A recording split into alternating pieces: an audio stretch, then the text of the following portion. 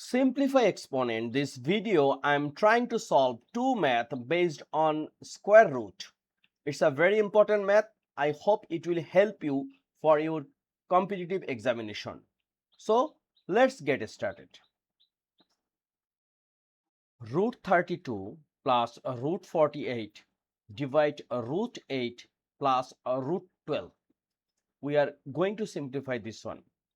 But before simplify, we have to know about perfect square. Perfect square. What is perfect square?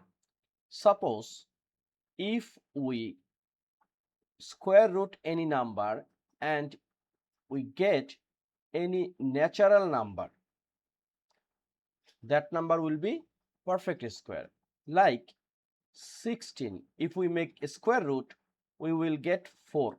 So this 16 is a perfect square. So once we are trying to simplify these kinds of square root problem, we have to find out perfect square. How? This is 32. We can write this one 16 times 2 and square root is the same thing. Plus here is a root 48. We can write 16 times 3 under a square root. Same thing, root 4 times 2 plus root 4 times 3. We know root AB, it means we can write root A times root B. Okay, so same thing, here is a root 16, it will be 4 and root 2. 16 is a perfect square, so we get a natural number. Plus root 16, again here is a 4 and root 3. Same thing in here, in denominator root 4, it's a perfect square, so we can write 2 and here is a root 2 plus 2 and root 3, right? Now we can take common in numerator 4. So here will be root 2 plus root 3. Same thing, we can take common 2. Here will be root 2 plus root 3, right? So we can divide in this fraction by root 2 plus root 3.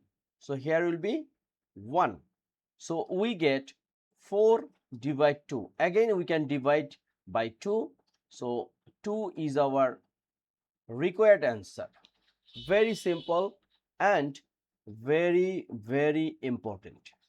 Okay, for what?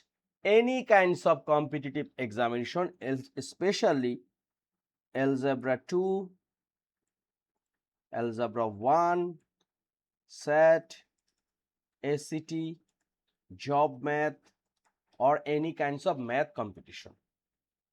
I hope you clear this one. Thank you.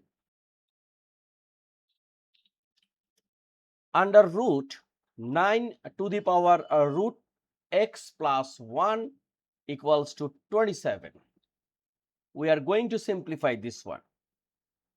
So we know nth root equals to n to the power 1 by 2, right?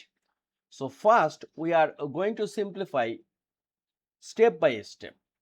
This 9 we can write 3 square and here will be root x plus 1, right? And if we want to omit this root sign, we can write times 1 by 2 equal. This is 27. We can write this one 3 to the power 3. Now we know if base are same, it means a to the power m equals to a to the power n.